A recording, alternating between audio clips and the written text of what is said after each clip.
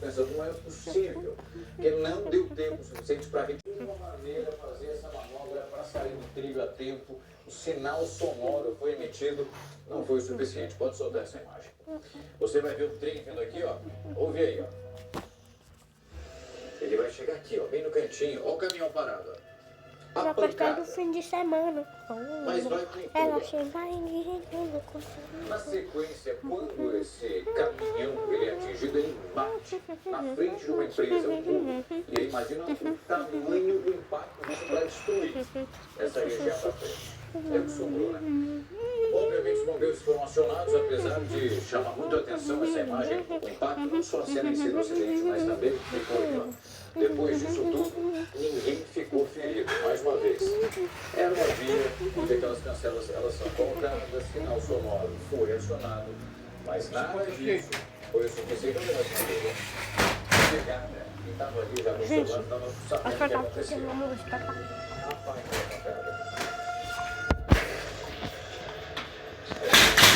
apesar disso aí, ninguém ficou ferido. Claro que é um dano material.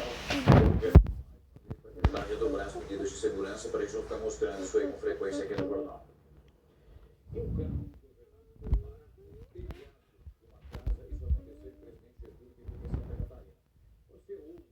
Como é que o carro vai para cima do telhado? Olha o tamanho dessa ladeira. Ele vai vindo aqui, ó. Está na altura do telhado da residência. Pode soltar a imagem, você vai ver o carro vindo numa tacada só. Ele vai vir aqui, ó. Mas ele mergulha na garagem dessa casa, ali embaixo, não tinha nenhum cômodo. Percebe que é um corredor ali do lado dessa residência. E de acordo com a polícia militar, foi uma falha mecânica que causou esse acidente que você está vendo. Apesar do susto e também dos danos materiais, nesse caso também. Dá 3 a cada segundo. É uma junção, né, de sorte. Ninguém na residência naquele momento. Esse carro que possivelmente sofreu uma falha mecânica. Nós não temos ninguém que é responsável por ele, também ficando machucado ou saindo dali com alguma fratura. Mas que ladeira, hein? É impressionante essa imagem. E uma mulher caiu num ônibus em movimento e nesse instante, inclusive, ela bate com a cabeça no chão. A gente tem essa imagem para te mostrar. E segundo a vítima, no momento que ela entra, esse ônibus vai se aproximando. Pior ainda! Pior! Ela ficou com uma parte da bolsa que estava aqui no braço presa. E o motorista vai embora. Só que em certo momento, no próximo ponto, ele vai frear. E ela perde o equilíbrio, ela vai para fora do ônibus. Pode soltar essa cena. Você vai ver o ônibus vindo aqui, ó, olha a porta de trás. Olha que freia, a mulher, ela vai para fora com tudo e bate essa parte de trás aqui da cabeça. Ela vai tentando se equilibrar, mas não é o suficiente, ó. Olha que a porta abre, ela perde completamente o controle do próprio corpo nesse momento. Enfim, uma pancada muito brusca, assim como foi a freada dada por esse motorista. Ela perde o equilíbrio e vai, ó, para fora naquele momento, onde ela acaba caindo. Ela passou, inclusive, por atendimento médico depois desse episódio e foi liberada. Essa cena vem de Campinas, interior de São Paulo. E um porco que saiu, realmente fugiu da casa onde ele era criado, saiu perambulando pelas ruas de Maceió. E chamou a atenção dos comerciantes, ali o pessoal também saiu correndo com medo, porque era um porco aqui, ó, mais ou menos dessa altura, e várias tentativas, pode soltar essa imagem, para lançar ao tamanho desse bicho. Enquanto a polícia não chegava, e também as equipes responsáveis por isso, a galera foi tentando se virar lá, tá vendo? Como que segura esse bicho até no laço?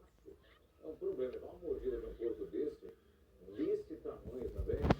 Enfim, o centro de controle de animais selecionado para fazer essa captura, o animal, ele estava ferido, foi encaminhado então para fazer testes e vai ser definido se ele vai passar por um abate sanitário ou se não apresenta nenhuma condição para consumo, obviamente, nesse caso, ou se será encaminhado para um estudo numa universidade. A gente lembra aqui que esse bicho não pode ser devolvido para o dono lá, porque a capital alagoana conta com uma legislação que proíbe a criação de porcos em área urbana. E tem mais um caso de violência agora envolvendo turistas estrangeiros, a gente passando vergonha mais uma vez no Rio de Janeiro. Dessa vez 2 alemães que foram assaltados e ficaram sem roupa em Copacabana. Esses turistas foram socorridos por guardas municipais depois de terem sido assaltados aqui, na praia de Copacabana. Os alemães disseram aos agentes que tiveram as roupas, os celulares e os cartões levados pelos criminosos. Os assaltantes foram identificados e presos em flagrante em uma farmácia do bairro. Um deles tentava fazer compras com o cartão de crédito de uma das vítimas. O outro estava em um táxi parado em frente à loja. Os suspeitos vão responder por furto e podem pegar de 1 a 4 anos de prisão. O Superior Tribunal de Justiça adiou mais uma vez uma análise que é do recurso apresentado pela defesa do ex-jogador Robinho. Esse julgamento foi remarcado para o dia 3 de setembro. A Corte já havia modificado essa data da sessão antes quando transferiu o caso do dia 6 de agosto para essa quarta-feira. O STF justificou a nova mudança por falta de quórum. Os advogados estão pedindo uma reavaliação da pena do atleta, que, segundo eles, a punição deve ser reduzida para 6 anos de prisão em regime inicial semiaberto, conforme a lei brasileira. Em 2017, o Robinho foi condenado pela justiça italiana a 9 anos de prisão por estupro coletivo. Esse crime aconteceu em 2013 numa boate em Milão. O ex-jogador chegou a recorrer dessa decisão, mas a condenação foi mantida em todas as instâncias. E como ele já estava aqui no Brasil à época, e também a legislação brasileira não prevê uma extradição de um cidadão nato, a Itália pediu que o atleta cumprisse a pena por aqui mesmo. Solicitação do Sapinho foi aceita e foi preso no ano passado. O Robinho está no complexo penitenciário de Tremembé, no interior de São Paulo. A Câmara dos Deputados promoveu uma audiência pública para discutir aquela proteção das crianças e adolescentes no ambiente que é digital. Ainda hoje, os parlamentares devem votar essa proposta contra a adultização na internet. A gente vai então para Brasília conversar com a repórter Ruth Moraes, do Portal de 7, que tem os detalhes dessa movimentação toda no Congresso, e saber qual o andamento e a tramitação desse texto por aí, né, Ruth? Boa noite para você.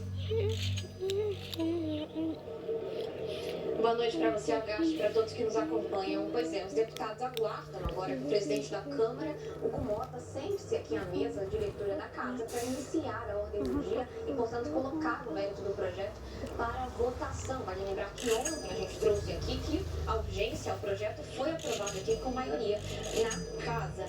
E a sessão de hoje, no entanto, deve ser conturbada porque a oposição deve obstruir. Isso porque eles consideram que esse projeto, em algum tempo, tem algum tipo de censura às redes sociais. Então, portanto, eles devem aqui obstruir com requerimentos de adiamento de discussão, para adiar, né, a votação desse projeto e também com discursos longos, caso eles não consigam fazer com que o relator do texto, o deputado Jadiel Alencar, modifique essa proposta. Como o texto já foi aprovado pelo Senado anteriormente, se ele passar pela Câmara dos Deputados sem qualquer modificação de mérito, segue diretamente para a sanção do presidente Lula, que vai ter, a partir da aprovação, 15 dias úteis para sancionar ou vetar esse texto, mas o governo é completamente alinhado a essa proposta, já manifestou aqui total interesse em sancionar. Esse texto, só para a gente entender,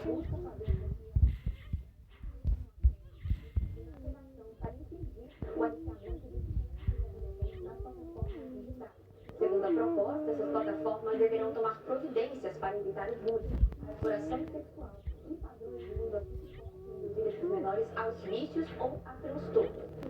A proposta estabelece que as redes sociais terão de garantir a proteção e privacidade dos dados dessas crianças a conteúdos inadequados à faixa etária e a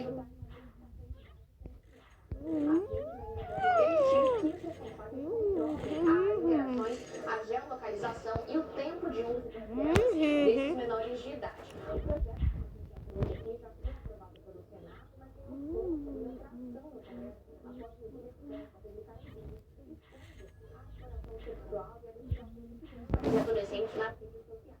Um ponto importante da gravação de Felps, que ganhou o principal ponto aqui, né, ganhou prioridade no Congresso Nacional, é que ele mostra como as plataformas estão falhando na mediação desse conteúdo nas redes sociais. Então ele cita, por exemplo, que criminosos conseguem dar likes e compartilhar essas publicações nas plataformas e a partir disso as plataformas elas indicam cada vez mais esse tipo de conteúdos para eles, dando início aqui a um ciclo sem fim, né, de compartilhamento de conteúdos aqui ilícitos de menores de idade. O governo considera que se o texto for aprovado vai ser uma grande vitória do Palácio do Planalto e estuda enviar nos próximos dias, até mesmo na próxima semana, um outro projeto para o Congresso, mas dessa vez de regulamentação das redes sociais. Eles enxergam que é uma oportunidade de trazer esse tema à tona, já que a Casa está se propondo a discutir e aprovar um projeto para proteger crianças e adolescentes. Ogarte.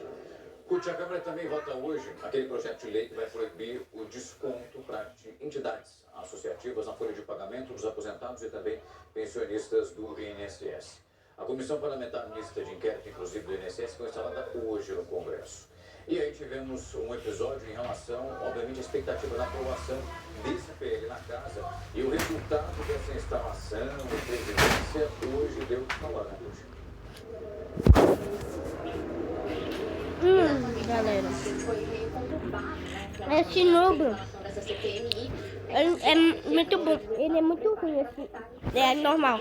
Agora esse aqui, ó, de 2, dobrado, é muito bom. Eu posso falar a verdade. O melhorzinho daqui é o Chedilete. É o melhorzinho daqui, que é o dourado. Diferentemente da pauta com relação à proteção das crianças, a oposição controla. Eles devem dar sim, porque eles estão dourados, né? E consenso no Congresso Nacional. Só pra gente lembrar, esse texto teve a urgência aprovada no primeiro semestre aqui na Câmara dos Deputados. Nesta segunda-feira aqui, o texto que conta com mais de 30 projetos que foram apresentados por parlamentares aqui após a operação da Polícia Federal sem desconto. Esse projeto deve fortalecer aqui a proteção dos beneficiários do INSS e do IPC, que é o benefício de prestação continuada, para preservar a integridade desses vencimentos. Além disso, o legislador proíbe esses descontos aqui e prevê a devolução total dos valores cobrados de forma indevida em até 30 dias. Se a entidade não devolver esse valor, vai ter um aqui. E também o texto estabelece que o Instituto vai ter que ressarcir todas as vítimas aqui e localizar essas vítimas. Outros pontos que são importantes do projeto é que a contratação de empréstimos por parte dos aposentados e pensionistas também ser válida mediante uma biometria ou com uma assinatura eletrônica do beneficiário. E que poderão da justiça para o ressarcimento.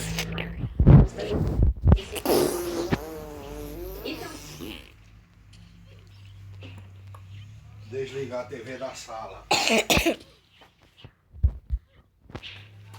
Que seja um convite.